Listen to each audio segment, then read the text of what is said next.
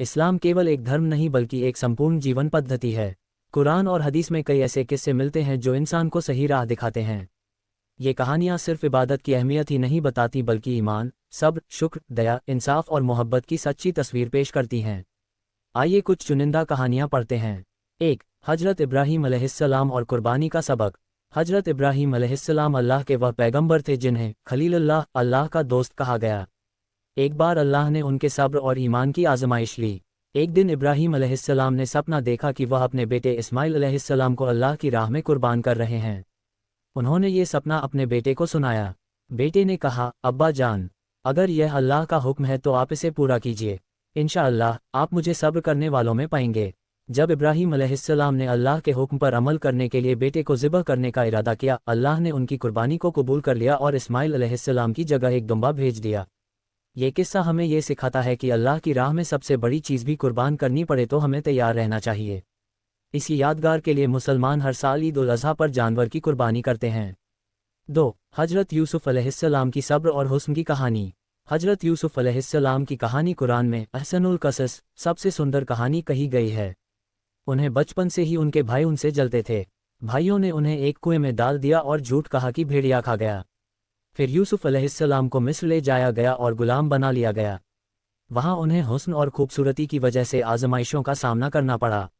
मिस्र के बादशाह की बीवी ने उन्हें गुनाह की तरफ बुलाया लेकिन उन्होंने इनकार कर दिया और कहा, मौत बेहतर है उस गुनाह से जिसकी तरफ बुलाया जा रहा हूँ। उनकी बेगुनाही के बावजूद उन्हें जेल में डाल दिया गया, मगर वहीं उन्होंने अल्लाह पर भरोसा रखा और सब्र किया। बाद में अल्लाह ने उन्हें मिस्र का खजाना वजीर बना दिया और वह पूरे मुल्क के मालिक बन गए। ये कहानी हमें सब्र, ईमानदारी और अल्लाह पर भरोसा करने का सबक देती है। 3. पैगंबर मोहम्मद और मक्का की बूढ़ी औरत। रसूलुल्लाह की सीरत में कई किस्से मिलते हैं। एक बार मक्का की एक बूढ़ी औरत रोज़ाना उनके रास्ते में कांटे बिखेरती थी। रसूलुल्लाह बिना गुस्सा किए सब्र से चलते रहते। एक दिन वह औरत बीमार हो गई। जब नबी को मालूम हुआ तो वह खुद उसके घर उसकी खैरियत पूछने गए। औरत हैरान रह गई और बोली, मैं आपको सताती रही और आप मेरे हाल पूछने आए। सचमुच आप अल्लाह के सच्चे रसूल हैं। यहाँ से हमें सीखने को मिलता है कि इस्लाम बदले की नहीं बल्कि मोहब्बत और रहमत की तालीम देता है।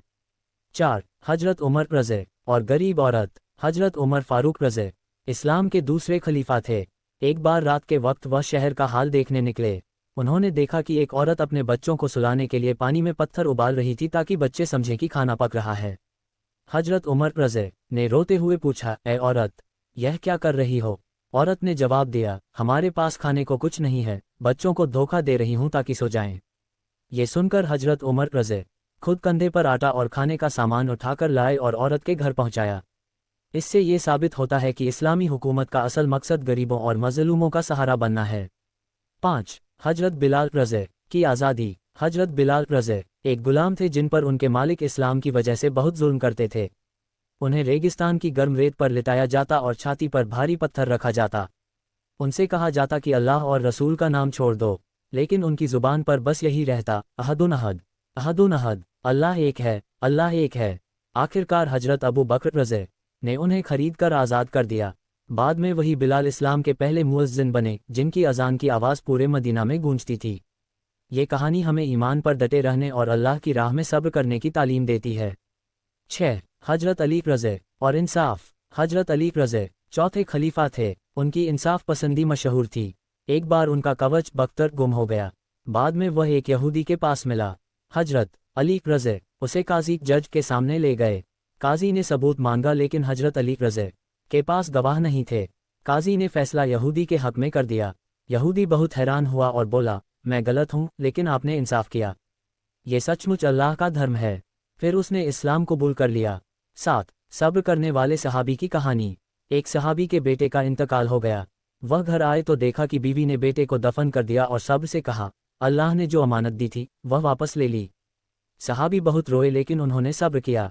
बाद में रसूलुल्लाह ने उन्हें खुशखबरी दी कि अल्लाह ने उनके सब्र की वजह से जन्नत में एक महल बनाया है। 8. पैगंबर मोहम्मद और वहूद यहूदी पड़ोसी। रसूलुल्लाह का एक यहूदी पड़ोसी था जो हमेशा उन्हें तकलीफ पहुंचाता। एक दिन वह बीमार पड़ गया। नबी खुद उसके घर गए और उसकी हाल चाल पूछा। यहूद ने ये देखकर कहा, आप सचमुच नेक इंसान हैं, मैं गवाही देता हूं कि आप अल्लाह के रसूल हैं। यहाँ से हमें सीखने को मिलता है कि अच्छाई से दुश्मन भी दोस्त बन सकते हैं। निष्कर्ष, इन कहानियों से हमें ये शिक्षा मिलती है कि इस्लाम का असल पैगाम मोहब्बत, इंसाफ, सब्र और रहमत है। अल्लाह अपने बंदों की आजमाइश लेता है, लेकिन सब्र करने वालों के लिए बड़ी रहमत और जन्नत का वादा करता है। इस्लामी कहानी, हजरत इब्राहीम अलैहिस्सलाम की कुर्बानी की कहानी। इस्लाम धर्म में हजरत इब्राहीम अलैहिस्सलाम की कहानी का बहुत बड़ा महत्व है। अल्लाह की राह में उनका ईमान, सब्र और कुर्बानी आज भी दुनिया के हर मुसलमान के लिए मिसाल है। ये कहानी हमें सिखाती है कि असली ईमान वह है जिसमें इंसान हर हाल में अल्लाह के हुक्म के सामने झुक जाए, चाहे उसकी अपनी चाहत, मोहब्बत या लालसा कुछ भी क्यों न हो। शुरुआती जीवन। हजरत इब्राहीम अलैहिस्सलाम का जन्म बाबिलोन आज का इराक में हुआ था। उस समय का समाज मूर्ति पूजा में डूबा हुआ था। लोग लकड़ी और पत्थर की मूर्तियों को पूजते, उनसे दुआ करते और मानते कि वही उन्हें खुशियां और बरकत देंगे। लेकिन बचपन से ही इब्राहीम का दिल इन झूठे देवताओं से ऊब गया। वे अक्सर सोचते, ये पत्थर का टुकड़ा कैसे हमारी मदद करेगा, ये तो खुद अपने लिए कुछ नहीं कर सकता। उनके पिता आज़र मूर्तियां बनाने और बेचने का काम करते थे। एक दिन इब्राहीम ने अपने पिता से कहा, अब्बा जान, आप ऐसी चीज क्यों बेचते हैं जो न सुन सकती है, न देख सकती है और न किसी का भला कर सकती है। पिता ने गुस्से में उन्हें डांटा और कहा कि अपने बड़ों के रास्ते से हटना बेअदबी है। लेकिन इब्राहीम ने ठान लिया था कि वह सिर्फ उसी की इबादत करेंगे जिसने आसमान और जमीन बनाई है। मूर्तियों का तोड़ना। एक बार शहर में बड़ा त्योहार आया। सब लोग शहर से बाहर चले गए। इब्राहीम अकेले मंदिर में घुसे और देखा कि मूर्तियों के सामने ढेर सारा खाना रखा हुआ है। उन्होंने मजाक उड़ाते हुए कहा, तुम क्यों नहीं खाते, क्यों नहीं बोलते। फिर उन्होंने कुल्हाड़ी उठाए और सारी छोटी बड़ी मूर्तियों को तोड़ डाला। केवल सबसे बड़ी मूर्ति को छोड़ दिया और कुल्हाड़ी उसी के गले में टांग दी। जब लोग लौटे और मूर्तियां टूटी देखी तो शोर मच गया। उन्होंने इब्राहीम को बुलाया और पूछा, ये सब किसने किया। इब्राहीम ने इशारा करके कहा, ये काम बड़ी मूर्ति ने किया होगा, उससे पूछ लो। लोग शर्मिंदा हो गए। उन्हें समझ आ गया कि जो मूर्ति खुद बोल नहीं सकती, वह दूसरों को क्या फायदा पहुंचाएगी। लेकिन जिद और परंपरा के कारण वे मानने को तैयार न हुए और इब्राहीम को आग में जलाने का फैसला कर लिया। आग में फेंका जाना। लोगों ने एक विशाल आग जलाई और उसमें इब्राहीम को फेंक दिया। लेकिन अल्लाह ने आदेश दिया, ए आग, इब्राहीम पर ठंडी और सलामती वाली हो जा। आग उनके लिए बाग बगीचे जैसी ठंडी हो गई। लोग हैरान रह गए। यह एक बड़ा सबूत था कि अल्लाह ही सबसे बड़ा है और उसका बंदा कभी बर्बाद नहीं होता। हजरत इस्माइल अलैहिस्सलाम की पैदाइश। लंबे समय तक हजरत इब्राहीम की कोई संतान नहीं थी। बूढ़े होने के बाद अल्लाह ने उन्हें बेटा अता किया, हजरत इस्माइल लेकिन अल्लाह ने उनके ईमान की परीक्षा लेनी चाहिए।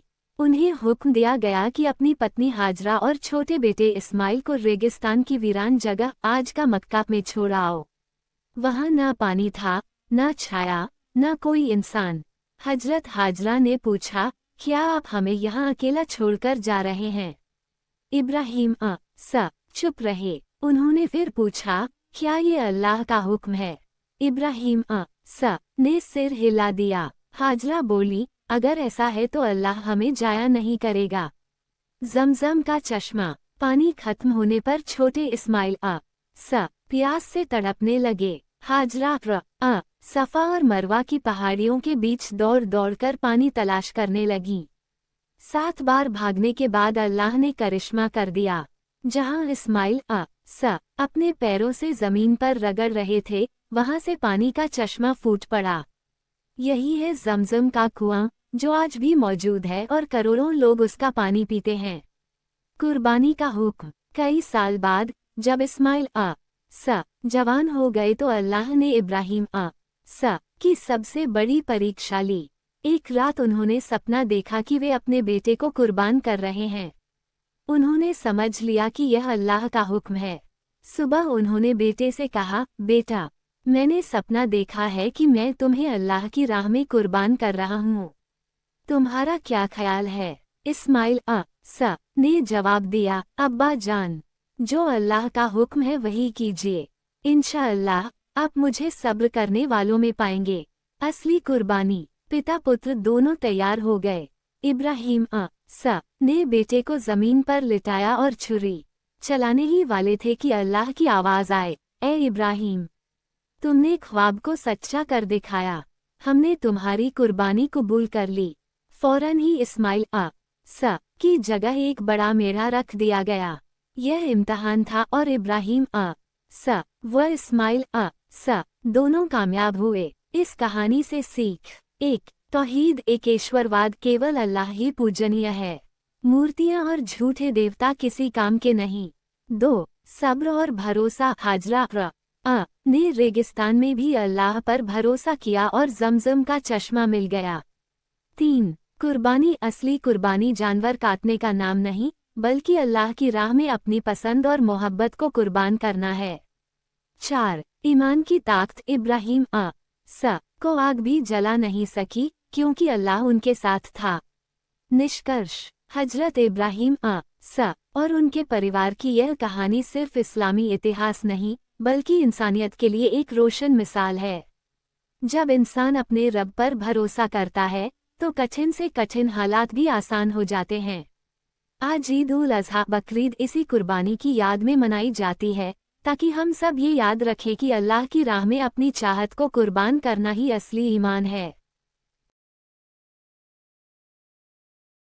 इस्लामी कहानी: हजरत उमर रज़े और न्याय का दीपक। इस्लामी इतिहास में कई ऐसे प्रसंग हैं जो इंसानियत, न्याय और अल्लाह के डर का बेहतरीन उदाहरण पेश करते हैं।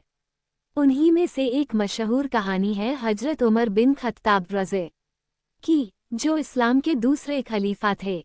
उन्हें फारूक आज़म कहा जाता है, यानी सच और झूठ में फर्क करने वाले। उनका दौर ऐसा था जब इस्लामी हुकूमत अरब से निकलकर फारस और रोम की ज़मीनों तक फैल चुकी थी। उमर रज़े का जीवन: हजरत उमर रज़े इस्लाम कबूल करने से पहले बहुत सख्त